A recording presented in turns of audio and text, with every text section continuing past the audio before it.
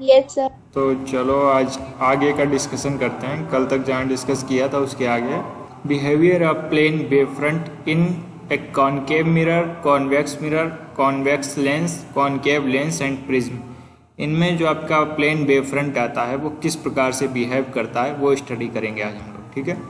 जैसे ये देखो, ये आपका कॉनकेव मिरर जैसे कि दिखाई पड़ रहा है, कॉनकेव मिरर बना हुआ है।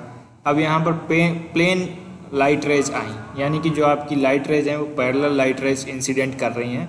हमें पता है कि कॉनकेव मिरर पर जब पैरेलल लाइट रेज इंसिडेंट करती हैं तो फोकस पर कन्वर्ज हो जाती हैं, ठीक है। तो यहाँ पर हमें क्या करना है, वेव फ्रंट के फॉर्म में इसे बनाना है, ठीक है। तो प्लेन वेव फ्रंट आएगा, प्लेन वेव फ्रंट कन्वर्ज होएगा, तो कन्वर्ज होने में इस टाइप का वेव फ्रंट बन के आ जाएगा, ठीक है। इस टाइप का वेव फ्रंट कैसे बन के आ जाएगा, हमें ये ध्यान रखना है कि जो वेव फ्रंट है उससे जो लाइट की रेज जो पास होती हैं उसके थ्रू वो परपेंडिकुलर होती हैं, ठीक है। तो ये कॉन्सेप्ट अगर हम ध्यान में रखेंगे तो हमें पता चल जाएगा कि जो वेव फ्रंट होगा उसका शेप कुछ इस टाइप से होगा और वो कन्वर्ज करेगा किसी एक पॉइंट पे, ठीक है। कन्वर्जिंग वेव फ्रंट और इंसिडेंट वेव फ्रंट के शेप इस प्रकार से समझ में आ जाएंगे, ठीक है। अब देखते हैं हम कॉन्वेक्स मिरर में। कॉन्वेक्स मिरर में क्या होगा, जैसे अपनी लाइट रेज आएंगी, लाइट रेज आने के बाद कॉन्वेक्स मिरर से डाइवर्ज होती हैं, जैसे कि दिखाई पड़ रहा है यहाँ पर डाइवर्ज हो रही हैं, ठीक है। अब डाइवर्ज हो रही हैं तो लाइट रेज आ रही हैं, तो यानी कि उनका वेव फ्रंट है parallel wave front, incident wave front है वो पैरेलल प्लेन वेव फ्रंट है, ठीक है। और जब वो डाइवर्ज होके जा रही हैं तो उनका वेव फ्रंट कुछ इस शेप में बनेगा। इस शेप में कैसे बनेगा, वही कॉन्सेप्ट ध्यान में रखना है कि जो आपका वेव फ्रंट होगा उससे लाइट रेज परपेंडिकुलर पास करेंगे, ठीक है। तो यहाँ पर परपेंडिकुलर पास करेंगी तो हमें देखना है कि जो ये शेप बन के आ जाएगा रिफ्लेक्ट होकर लाइट रेज का, वो इस टाइप का शेप बन के आ जाएगा, ठीक है। अब देखो ये लेंस की बात की गई, कॉन्वेक्स लेंस है। कॉन्वेक्स लेंस में जैसे कि लाइट रेज आ रही हैं तो ऐसे रिफ्लेक्ट होकर कुछ इस टाइप से जा रही हैं, ठीक है। तो ये वेव फ्रंट में अगर देखा जाए तो वेव फ्रंट में भी इस टाइप से लाइट रेज रिफ्रैक्ट होकर जाएंगे, ठीक है। वैसे ही कॉनकेव लेंस की बात की जाए तो कॉनकेव लेंस में भी अगर लाइट रेज आती हैं तो वो डाइवर्ज होती हैं। डाइवर्ज होंगी तो हमें वेव फ्रंट ऐसा बनाना है कि जो लाइट रेज डाइवर्ज होके जाएं वो वेव फ्रंट के परपेंडिकुलर जाएं, ठीक है। तो ये कॉन्सेप्ट हम ध्यान में रखेंगे तो हम बनाएंगे जो वेव फ्रंट इस टाइप का बन के आएगा, तो इसमें लाइट रेज वेव फ्रंट के परपेंडिकुलर पास होके जाएंगे, ठीक है। A B incident wave front है, C D reflected oblique refracted wave front है। अब प्रिज्म की बात की जाए, प्रिज्म में लाइट रेज जब इंसिडेंट करती हैं तो बेस की तरफ बेंड हो जाती हैं। यहाँ पर बेस, यहाँ पर अपवर्ड डायरेक्शन में बेस दिखाई पड़ रहा है प्रिज्म का। अब लाइट रेज इंसिडेंट कर रही हैं, बेस की तरफ रिफ्रैक्ट होके जा रही हैं, तो हमें वही कॉन्सेप्ट ध्यान रखना है। कैसे वेव फ्रंट बनाना है, लाइट रेज के परपेंडिकुलर वेव फ्रंट ड्रॉ करना है और यहाँ पर प्लेन वेव फ्रंट ड्रॉ हो जाएगा, क्योंकि लाइट रेज हमारी पैरेलल ही आ रही थी और पैरेलल ही जा रही थी, ठीक है। प्रिज्म ये है, दूसरा प्रिज्म वही है, सेम चीज़ है। A B incident wave front है, C D refracted wave front है। अब बात करें कोहेरेंट सोर्स की। अब यहाँ से आपका इंटरफेरेंस का टॉपिक स्टार्ट हो रहा है। कोहेरेंट वेव सोर्स का जानना बहुत ज़रूरी है इंटरफेरेंस के लिए, क्योंकि इंटरफेरेंस में कोहेरेंट सोर्सेज की ज़रूरत पड़ती है, ठीक है। Coherent sources of light are दो sources of light which emit light waves of same wavelength, यानी कि ऐसे सोर्सेज जो लाइट रेज सेम वेवलेंथ की प्रोड्यूस करें, ठीक है। जैसे मान लो एक कोई सोर्स है जिसका नाम ए सोर्स है और दूसरा सोर्स है जिसका नाम बी सोर्स है मान लो, तो ए सोर्स और बी सोर्स की वेवलेंथ जो लाइट प्रोड्यूस कर रहे हैं दोनों, उनकी वेवलेंथ सेम होनी चाहिए, सेम फ्रीक्वेंसी होनी चाहिए एंड इन सेम फेज और हैविंग कांस्टेंट फेज डिफरेंस, या फिर उनमें सेम फेज या फिर कांस्टेंट फेज का डिफरेंस होना चाहिए, ठीक है। जैसे ओमेगा टी प्लस फाइव वगैरह करते थे, वो कांस्टेंट होना चाहिए, वेरी नहीं करना चाहिए, ठीक है। कोहेरेंट सोर्सेज समझ में आया, यानी कि यहाँ पर कोहेरेंट लाइट सोर्स का मतलब क्या हुआ, सेम वेवलेंथ हो, सेम फ्रीक्वेंसी हो, या फिर कांस्टेंट फेज डिफरेंस हो, या फिर फेज डिफरेंस सेम हो, ठीक है। तो उन्हें हम बोलेंगे कोहेरेंट सोर्सेज। अब coherent sources can be produce by two method. अब कोहेरेंट सोर्सेज किन किन मेथड से प्रोड्यूस किए जा सकते हैं वो देख लो। By division of wave front, यानी कि वेव फ्रंट का हम डिवीजन करते हैं। यंग डबल स्लिट एक्सपेरिमेंट से क्या करते हैं, यंग डबल स्लिट का एक्सपेरिमेंट आगे पढ़ोगे आप लोग, तो उसमें क्या होगा कि लाइट रे जो है एक सोर्स से निकल रही है, फिर हमने उसके लिए दो होल्स बना दिए, दो होल्स से वही लाइट रे पास करेगी। जैसे मान लो एक बल्ब जलाया हमने दूर पर, और वो बल्ब जलाया और सामने कागज रख दिया, कागज में 2 छेद कर दिए, ठीक है, 2 छेद कर दिए तो वो दोनों छेद अलग अलग सोर्स की तरह बिहेव करेंगे, ठीक है, और वहाँ से लाइट रेज जो निकलेंगी वो जैसी बल्ब से निकल रही वैसी ही सेम लाइट रेज उससे निकलेंगी, यानी कि उन दोनों सोर्सेज में फ्रीक्वेंसी, वेवलेंथ, फेज डिफरेंस सब कुछ वैसे ही होगा, ठीक है। फ्रेस्नेल बाइप्रिज्म, लियोलार्ड मिरर, ये सब मिरर वाला कॉन्सेप्ट है। तो यहाँ पर इमेज जैसा कि आपका ऑब्जेक्ट है और इमेज है, दोनों ही सोर्सेज की तरह एक्ट करेंगे, ठीक है। ये मेथड हैं कुछ जिनसे हम कोहेरेंट सोर्सेज प्रोड्यूस कर सकते हैं। Bye division of amplitude, partial reflection and refraction, ठीक है, ये भी आप आगे पढ़ोगे, पोलराइजेशन जब पढ़ाएंगे उसमें ये चीज़ आएगी। बाय डिवीजन ऑफ एम्पलीट्यूड यानी कि पार्शियल रिफ्लेक्शन, कहीं पर लाइट रे अगर स्ट्राइक कर रही है कोई रिफ्रैक्टिंग सरफेस पे तो वो पार्शली रिफ्लेक्ट भी कर जाएगी और पार्शली रिफ्रैक्ट भी कर जाएगी, तो उस केस में भी हमारे 2 सोर्सेज की तरह एक्ट करेगी लाइट रे, ठीक है। इंटरफेरेंस ऑफ वेव, अब जो कोहेरेंट सोर्स हमने पढ़ा था अब उसी को फिनोमिना को यूज करके इंटरफेरेंस ऑफ वेव्स हम समझेंगे कि इंटरफेरेंस क्या होता है, ठीक है। जैसे लाइट रे है, कोई लाइट रे का एक सिग्नल है जो ये रेड कलर से हमने ड्रॉ किया है, ये कोई सिग्नल है लाइट रे का। अब इसी पर कोई दूसरी लाइट रे सुपर इम्पोज कर दी गई, ठीक है, तो वहाँ पर इंटरफेरेंस का फिनोमिना आकर होता है, ठीक है। यानी कि अगर हम डेफिनेशन की बात करें तो इंटरफेरेंस के फिनोमिना को ऐसे हम डिफाइन कर सकते हैं, the phenomena of non uniform distribution of energy in the medium due to superposition of 2 light wave is called interference, ठीक है। यानी कि एनर्जी का डिस्ट्रीब्यूशन होगा यहाँ पर, जैसे 2 लाइट रेज हैं, जैसे पहली लाइट रे जो रेड कलर से है, दूसरी वाली ब्लू कलर से है, ठीक है। अब इन दोनों के कारण जो रिजल्टेंट लाइट रे आएगी वो ये आएगी, ठीक है। तो यहाँ पर डिस्ट्रीब्यूशन ऑफ एनर्जी हो रहा है लाइट रे का, कि पहले की एनर्जी कुछ इस टाइप से थी, दूसरे की कुछ कम थी, लेकिन दोनों सेम डायरेक्शन में थी, यानी कि वेक्टर सम यहाँ पर हम करेंगे। अगर अपोजिट डायरेक्शन में होंगी, नेक्स्ट केस हम अपोजिट डायरेक्शन डिस्कस करेंगे, यहाँ पर वेक्टरली ऐड हो रही हैं, ठीक है, ऐड हो रही हैं तो इनका एम्पलीट्यूड इंक्रीज कर गया।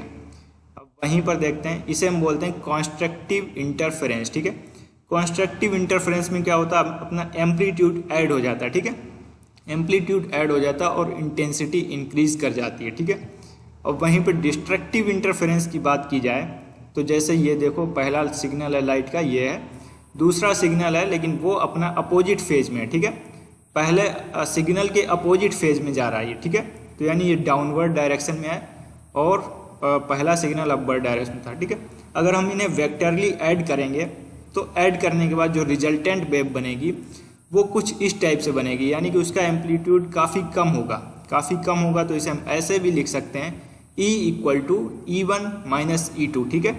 यानी कि जो E है, ग्रीन वाला E है, वो रिजल्टेंट शो कर रहा है, E1 पहली वेव थी, E2 दूसरी वेव थी, यानी कि रिजल्टेंट यहाँ पर कुछ कम हो गया ना, दिखाई पड़ रहा होगा, कम हो गया, ठीक है। इसे हम बोलते हैं डिस्ट्रक्टिव इंटरफेरेंस। कॉन्स्ट्रक्टिव इंटरफेरेंस में क्या होता है, एम्पलीट्यूड इंक्रीज कर जाता है, इंटेंसिटी उस पॉइंट पर इंक्रीज कर जाती है।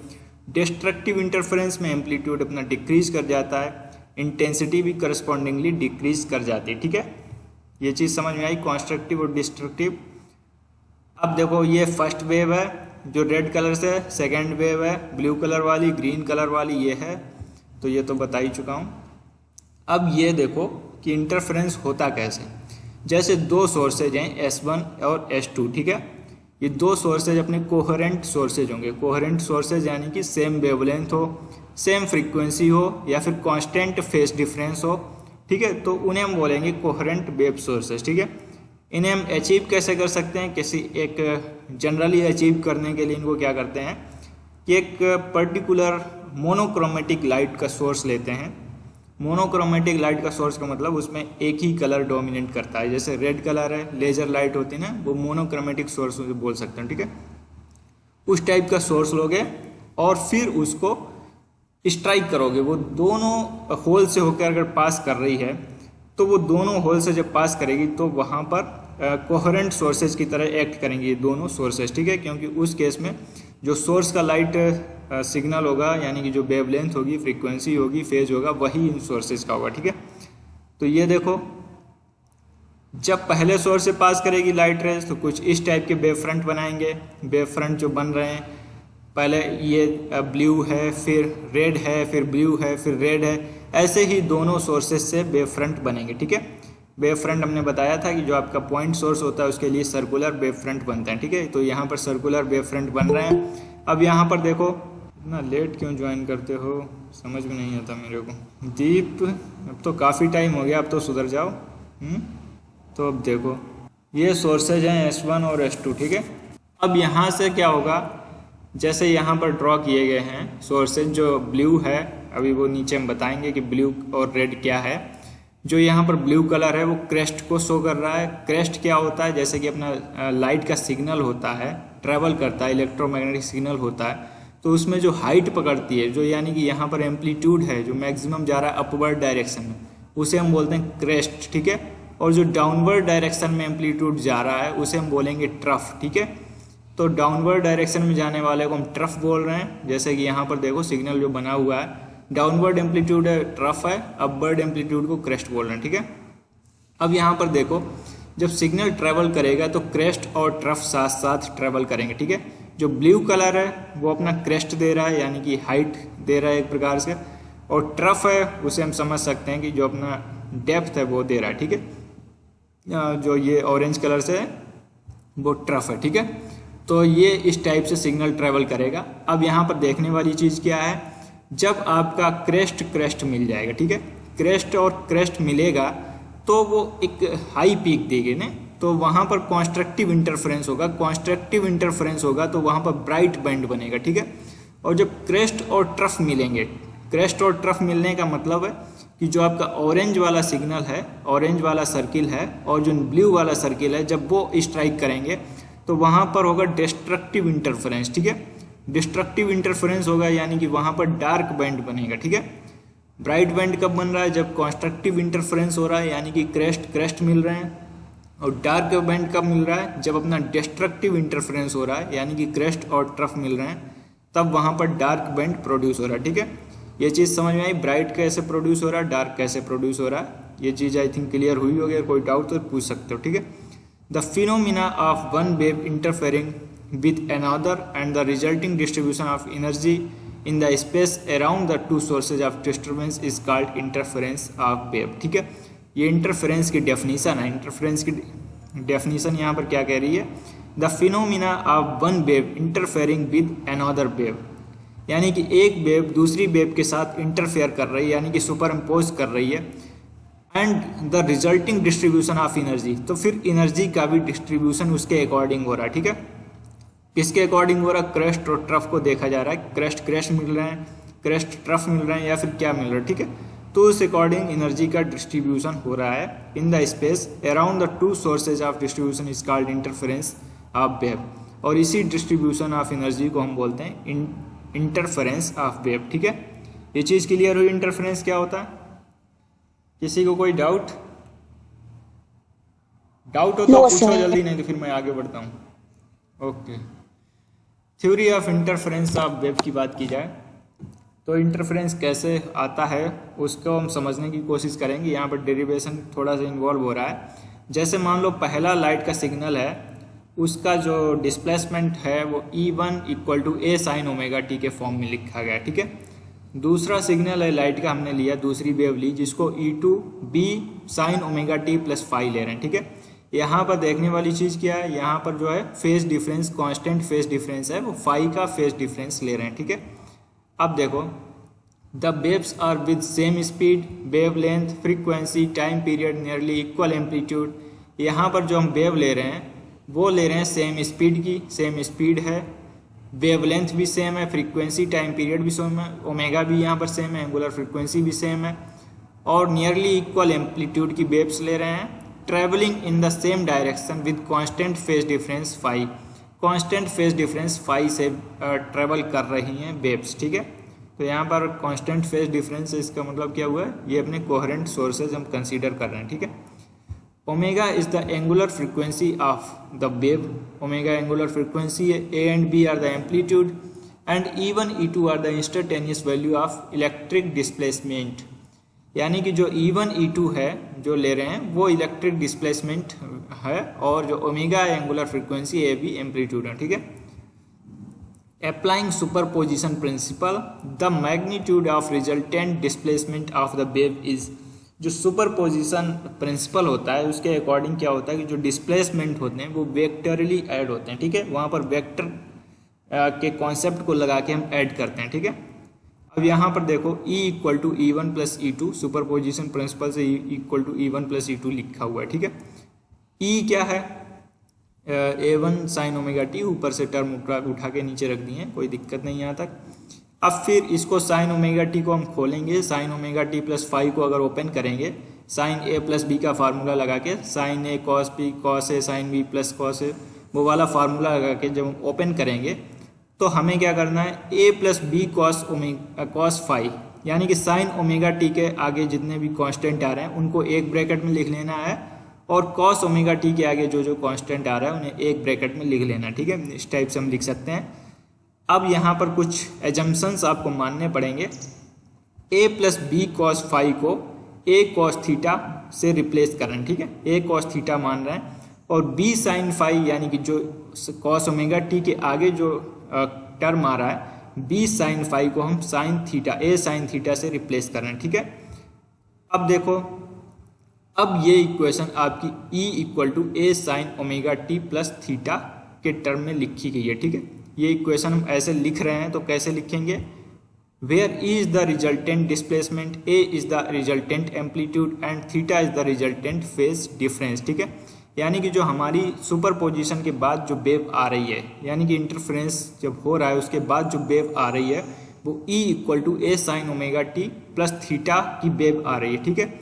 जहाँ पर A क्या है, रिजल्टेंट एम्पलीट्यूड है, और E है जो रिजल्टेंट डिस्प्लेसमेंट है, थीटा है रिजल्टेंट फेज डिफरेंस है, ठीक है, फाइनल में जो आ रहा है। अब देखो A हम कैसे फाइंड आउट करेंगे, अब जैसे यहाँ पर लिखा है ए कॉस थीटा और नीचे लिखा है ए साइन थीटा। अब हमें एक फार्मूला ट्रिग्नोमेट्री में आप पढ़े थे, cos square theta plus sine square theta equal to 1 होता है। तो ए कॉस थीटा का square plus B A sine theta के स्क्वायर, यानी कि A square plus A square bracket में 1 आ जाएगा ना। तो ए स्क्वायर एक टर्म ले लिया, और दूसरे साइड में भी इनका स्क्वायर करेंगे, ए प्लस बी कॉस 5 का स्क्वायर प्लस बी साइन 5 का होल स्क्वायर, इनको भी स्क्वायर करेंगे, ठीक है। तो जब इनको ऐड करेंगे स्क्वायर करके तो ए स्क्वायर एक साइड में आएगा, दूसरे साइड में ये वाला टर्म आएगा। तो A equal to under root A square plus B square plus 2ab cos 5 का टर्म निकल के आ जाएगा, ठीक है।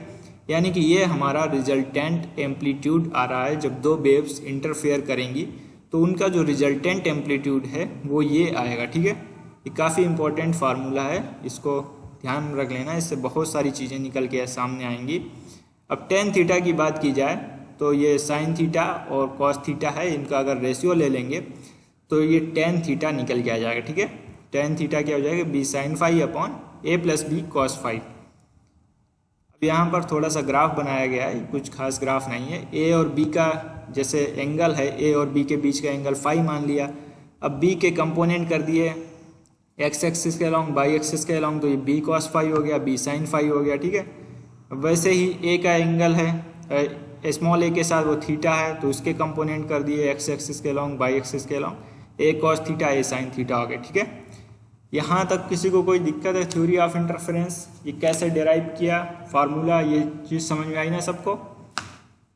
दो वेव मानी थी, दो वेव हमें लेके चलनी है, A sine omega T B sine omega T plus 5 का वेव लेके चलनी है। फिर इनको सुपरपोजिशन का प्रिंसिपल लगाना है, सुपरपोजिशन का प्रिंसिपल लगा के ऐड करना है, सिंपल ऐड करेंगे। ऐड करते time sign omega T plus 5 को ओपन कर देंगे, साइन ए प्लस बी का फार्मूला लगा के ये ओपन होगा। ओपन होने के बाद साइन ओमेगा टी के आगे के जितने कांस्टेंट है एक ब्रैकेट में लाएंगे, कॉस ओमेगा टी वाले को एक ब्रैकेट में लाएंगे अलग। फिर हमें क्या करना है, जो ये टर्म है उसे ए कॉस थीटा से रिप्लेस करना है, ये वाला ए साइन थीटा से रिप्लेस करना है। फिर हमें A square sine square theta plus A square cos square theta, इनको स्क्वायर करके ऐड कर देंगे। और फिर हम जब सॉल्व करेंगे तो ये वाला टर्म यानी कि ये हमारा एम्पलीट्यूड निकल के आ जाएगा, ठीक है। ये चीज़ समझ में आई सबको, जल्दी बोलो। Yes sir. अब एम्पलीट्यूड जब हमारा ये निकल के आ रहा है a equal to √a² plus b² plus 2ab cos phi, तो इससे कई सारे रिजल्ट निकल के आते हैं, वो समझने हमें। Intensity I is proportional to the square of amplitude of the wave. जो इंटेंसिटी होती है वो स्क्वायर ऑफ एम्पलीट्यूड के प्रोपोर्शनल होती है, ठीक है। अब देखो इंटेंसिटी स्क्वायर ऑफ एम्पलीट्यूड के प्रोपोर्शनल है, तो I का अगर हम इसको स्क्वायर करेंगे तो डायरेक्टली प्रोपोर्शनल ये हो जाएगा, ठीक है। अब condition of constructive interference of wave की बात की जाए, कॉन्स्ट्रक्टिव इंटरफेरेंस कब होगा? जब अपना एम्पलीट्यूड मैक्सिमम होगा, ठीक है, यानी कि इंटेंसिटी भी उसके अकॉर्डिंग मैक्सिमम होगी। इंटेंसिटी मैक्सिमम हो रही किसी पॉइंट पर, तब हम बोल रहे हैं कॉन्स्ट्रक्टिव इंटरफेरेंस है, ठीक है। अब इंटेंसिटी मैक्सिमम कब होगी? जब कॉस फाई, इस वाले फार्मूले में देखो, ऊपर वाले फार्मूले में जब कॉस फाई की मैक्सिमम वैल्यू 1 अगर हमें अचीव हो जाए तो इंटेंसिटी हमारी मैक्सिमम होगी, ठीक है। कॉस फाई 1 कब होगा? जब हमारा फाई होगा 2n पाई के इक्वल, ठीक है। फाई की वैल्यू जब 2n पाई के इक्वल होगी तो कॉस फाई 1 होगा, यानी कि n यहाँ पर क्या क्या ले सकते हैं? 0, 1, 2, 3 वगैरह n ले सकते हैं, ठीक है।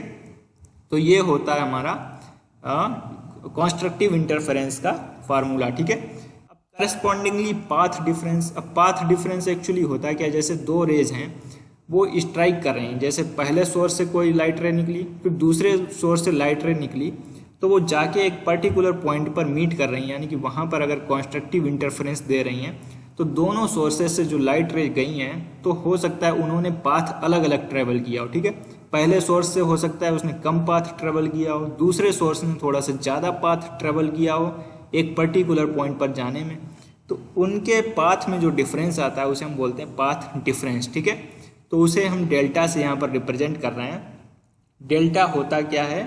Lambda upon 2 pi into 2n पाई, ठीक है। यहाँ पर ऐसे समझ सकते हो इसे, जैसे 2 पाई का अगर फेज डिफरेंस आता है तो जो आपका पाथ डिफरेंस उसके करस्पॉन्डिंग होता है वो लैम्डा का पाथ डिफरेंस होता है, ठीक है। जैसे वेव अगर ट्रेवल करती है ना, 2 पाई का टाइम इंटरवल ट्रेवल करती है तो उसमें कितना लैम्डा का ही तो डिस्टेंस ट्रेवल करती है, तो ऐसे ही हम समझ सकते हैं जो 2 पाई का फेज डिफरेंस आ रहा है तो उसके लिए पाथ डिफरेंस है लैम्डा। अब अगर यहाँ पर यूनिटी वाला कॉन्सेप्ट लगाएं तो 1 का अगर फेज डिफरेंस आएगा तो उसके लिए पाथ डिफरेंस कितना होगा? लैम्डा अपॉन 2 पाई। ऐसे ही फाई का अगर फेज डिफरेंस हमें लाना है तो पाथ डिफरेंस कितना होगा? Lambda upon 2 pi into phi. अब यहाँ पर फाई क्या है? 2n पाई है ना, तो फाई की वैल्यू हम 2n पाई रख दिए direct, lambda upon 2 pi into 2n pi रख दिए। तो इसे सॉल्व करेंगे तो delta equal to n lambda आ जाएगा, ठीक है। Delta equal to n lambda, यानी कि पाथ डिफरेंस हमारा n लैम्डा के इक्वल आ गया, ठीक है। अब आई मैक्स की बात की जाए तो मैक्सिमम जो आपका इंटेंसिटी होगी वो कितनी हो सकती है? जब यहाँ पर अगर कॉस फाई की वैल्यू अगर 1 ले ली जाएगी तो a² plus b² plus 2ab बचेगा। अब a² plus b² plus 2ab का आप फार्मूला जानते ही होंगे, ये a प्लस b का होल स्क्वायर का फार्मूला होता है। तो intensity maximum directly proportional a plus b के स्क्वायर, ठीक है। अब बात की जाए कंडीशन ऑफ डिस्ट्रक्टिव इंटरफेरेंस, यानी कि डिस्ट्रक्टिव इंटरफेरेंस कब होगा? जब हमारी इंटेंसिटी मिनिमम होगी, ठीक है। For destructive interference I should be minimum which is possible only if cos phi -1 हो, तो ये मिनिमम वाली कंडीशन अचीव हो जाएगी, ठीक है। तो कॉस फाई -1 होने के लिए क्या होना चाहिए? फाई की वैल्यू 2n प्लस 1 पाई के इक्वल होनी चाहिए, ठीक है। तो इसके लिए n यहाँ पर क्या क्या हो सकता है? 0, 1, 2, 3 वगैरह n हो सकता है। कॉस फाई की वैल्यू तब -1 हो जाएगी, ठीक है। अब वही अगर हम ये पाथ डिफरेंस के टर्म में ले तो path difference lambda upon 2 pi into 2n plus 1 पाई ऐसे लिख सकते हैं। यहाँ पर फाई की जगह 2n प्लस 1 पाई लिख दिया, ठीक है। अब इसको जब हम सॉल्व करेंगे तो जो डेल्टा है यानी कि पाथ डिफरेंस है हमारा 2n प्लस 1 लैम्डा बाई 2 आ जाएगा, ठीक है।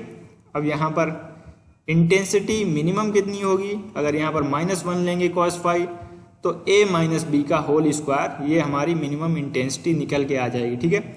यहाँ पर जो इम्पोर्टेंट चीज़ है जो आपको ध्यान में रखनी है, माइंड में बिठानी है या फिर रट लेनी है, तो वो क्या चीज़ है कि जो कंडीशन ऑफ कॉन्स्ट्रक्टिव इंटरफेरेंस है वहाँ पर फाई जो आपका फेज डिफरेंस है, फेज डिफरेंस आपका होना चाहिए 2n पाई के बराबर, ठीक है। और पाथ डिफरेंस कितना होना चाहिए? n लैम्डा के बराबर, ठीक है। कॉन्स्ट्रक्टिव इंटरफेरेंस की ये कंडीशन है। और वहीं पर डिस्ट्रक्टिव इंटरफेरेंस के लिए क्या होना चाहिए, फेज डिफरेंस होना चाहिए 2n+1 पाई के बराबर, ठीक है। फेज डिफरेंस 2n+1 पाई होना चाहिए डिस्ट्रक्टिव इंटरफेरेंस के लिए। और जो पाथ डिफरेंस है डिस्ट्रक्टिव इंटरफेरेंस का 2n+1 λ/2 ये होना चाहिए, ठीक है। ये बोर्ड एग्जाम के पॉइंट ऑफ व्यू से भी बहुत इंपॉर्टेंट है और न्यूमेरिकल भी इस पर बहुत सारे बनते हैं, ठीक है, इन्हीं क्वेश्चंस इन्हीं फार्मूले पर जो भी हमने बताए हैं। अब देखो comparison of intensity of maxima and minima. अब इंटेंसिटी का कंपैरिजन कर रहे हैं। जैसे आई मैक्स है वो डायरेक्टली प्रोपोर्शनल है a+b के होल स्क्वायर से, ठीक है। और आई मिनिमम है वो डायरेक्टली प्रोपोर्शनल है a-b के होल स्क्वायर से, ठीक है। ये अभी जैसे बताया था cos फाई की वैल्यू अगर +1 रख देंगे तो वहाँ पर a+b का होल स्क्वायर का फॉर्मूला बनेगा। cos फाई की वैल्यू -1 अगर हम रख देंगे यानी डिस्ट्रक्टिव इंटरफेरेंस के केस में a-b का होल स्क्वायर का फार्मूला बनेगा, ठीक है। अब यहाँ पर अगर हम कंपेयर कर रहे हैं तो आई मैक्स अपॉन आई मिन कर रहे हैं, यानी कि अगर हम रेशियो ले रहे हैं मैक्सिमम इंटेंसिटी और मिनिमम इंटेंसिटी का रेशियो ले रहे हैं तो ये रेशियो डायरेक्टली हम रेशियो ले सकते हैं a+b का whole square plus upon a-b का होल स्क्वायर। इसको ऐसे भी लिख सकते हैं a/b+1 डिवाइड बाई a/b-1 का होल स्क्वायर, ठीक है। तो यहाँ पर देखो a/b को अगर हम r से रिप्रेजेंट कर रहे हैं, r क्या है, रेशियो ऑफ एम्पलीट्यूड है, ठीक है। r है a/b यानी कि रेशियो ऑफ एम्पलीट्यूड। अगर हम a/b को r से रिप्रेजेंट कर रहे हैं +1 वैसे लिख सकते हैं डायरेक्ट, कोई दिक्कत नहीं, r-1 का होल स्क्वायर, ठीक है। अब यहाँ पर देखो relation between intensity I, amplitude A of the wave and width V, W of the slit. अब एक चीज़ ध्यान देने वाली है, जब हमारी स्लिट जैसी होगी वैसे ही उसके करस्पॉन्डिंग इंटेंसिटी पास करेगी, ठीक है। स्लिट हमारी छोटी होगी तो इंटेंसिटी भी उसी के अकॉर्डिंग कम होगी, स्लिट बड़ी होगी तो उसी के अकॉर्डिंग इंटेंसिटी भी ज़्यादा होगी, ठीक है। तो अब देखो इंटेंसिटी का फार्मूला जैसे हमने बताया था, इंटेंसिटी होती है वो एम्पलीट्यूड के स्क्वायर के प्रोपोर्शनल होती है, ठीक है। इंटेंसिटी ऑफ लाइट होती है वो एम्पलीट्यूड का स्क्वायर करते हैं उसके प्रोपोर्शनल होती है। अब वैसे ही एम्पलीट्यूड है वो डायरेक्टली प्रोपोर्शनल है W के, ठीक है। यानी कि ऐसे भी बोल सकते हैं जो इंटेंसिटी है वो डायरेक्टली प्रोपोर्शनल है W के, यानी कि W क्या है यहाँ पर, स्लिट की विड्थ है। जो स्लिट हम ले रहे हैं यानी कि जो जहाँ से लाइट रे पास कर रही थी, 2 स्लिट ली थी ना जिनसे लाइट रे पास कर रही थी, ठीक है। तो उस स्लिट की विड्थ है वो W है, I डायरेक्टली प्रोपोर्शनल टू हो सकता है W, ठीक है। तो I1/I2 is direct equal to A1² A2²। यहाँ पर एम्पलीट्यूड के स्क्वायर ले रहे हैं, इंटेंसिटी एम्पलीट्यूड के स्क्वायर के प्रोपोर्शनल होती है तो A1² A2²। और इंटेंसिटी जो है विड्थ के भी प्रोपोर्शनल होती है कि जो विड्थ हम कितनी ले रहे हैं स्लिट विड्थ उसके भी प्रोपोर्शनल है, यानी कि W1/W2 भी ले सकते हैं, ठीक है। ये चीज़ क्लियर हुई। यहाँ अगर किसी को कोई डाउट है तो पूछ सकता है। आज क्लास में इतना ही डिस्कस करेंगे। नेक्स्ट क्लास में एक नया टॉपिक है यंग्स डबल स्लिट एक्सपेरिमेंट, ये भी इंटरफेरेंस का ही पार्ट है, तो वो नेक्स्ट क्लास में डिस्कस करेंगे, ठीक है। यहाँ तक किसी को कोई डाउट हो तो पूछ सकता है। समझ में आई ना चीजें? समझ में आई अच्छी बात है, अगर नहीं आती हैं तो अपनी तरफ से भी पढ़ा सर ये रिलेशन एक और बार कौन सा? जो भी लास्ट में आपने बताया ना इंटेंसिटी एम्पलीट्यूड और विड्थ का वाला, इसमें क्या है ना, ऐसे समझ सकते हो जो अपना एम्पलीट्यूड है, एम्पलीट्यूड का स्क्वायर है वो इंटेंसिटी के प्रोपोर्शनल होता है, ठीक है। एम्पलीट्यूड का जो स्क्वायर अगर करते हैं तो वो इंटेंसिटी का प्रोपोर्शनल होता है, ठीक है। ये एक रिलेशन है, स्टैंडर्ड रिलेशन है, ठीक है।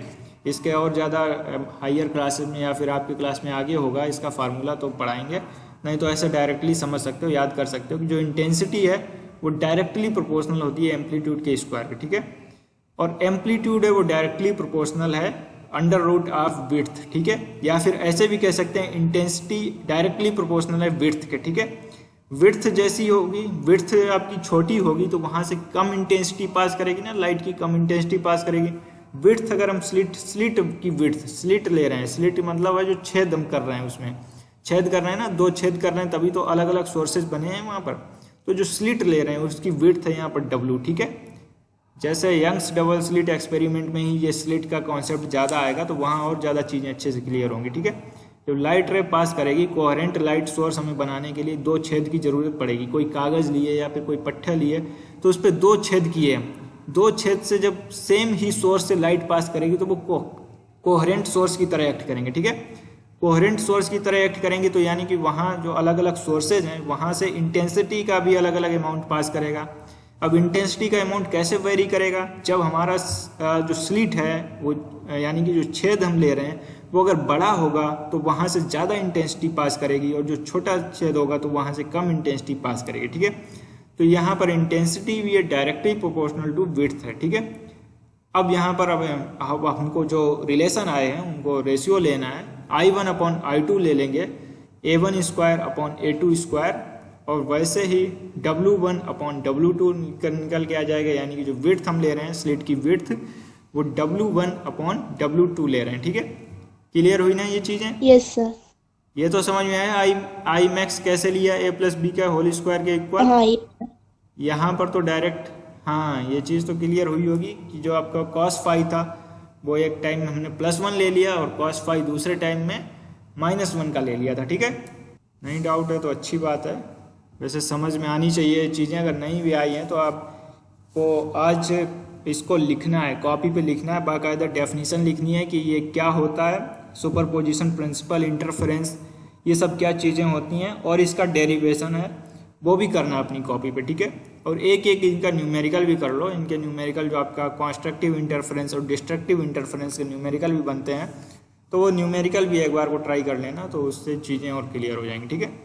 cos फाई 2n पाई जो फेज डिफरेंस है वो हमें समझ में आने चाहिए कि फेज डिफरेंस कैसे कैसे ले रहे हो, ठीक है। चलो ठीक है, फिर आप लोग रिमूव हो सकते हो, दूसरी क्लास का टाइम हो रहा है।